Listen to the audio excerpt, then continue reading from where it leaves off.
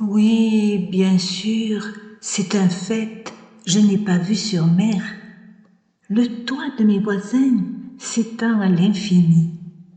Mais le bleu du ciel n'est-il pas aussi joli que le sable doré, que la brise de l'air? Voyez-vous, de chez moi, j'ai le grand privilège, au-dessus des grands pins qui ornent la colline, sur la crête charmée que les flâneurs piétinent, d'admirer chaque jour le sein qui nous protège. Là-haut, sur le rocher, la bonne mère veille sur l'ancien cimetière aux vieilles croix rouillées et sur le village aujourd'hui embastillé par un cruel virus qui méchamment surveille.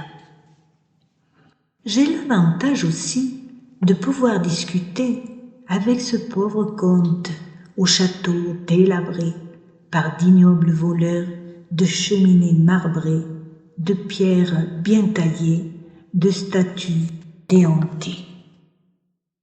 J'apprécie chaque jour le clocher Notre-Dame, chapelle reconstruite au milieu d'un castrum, parfaite imitation pour un mémorandum de la dame de corps qui console les âmes.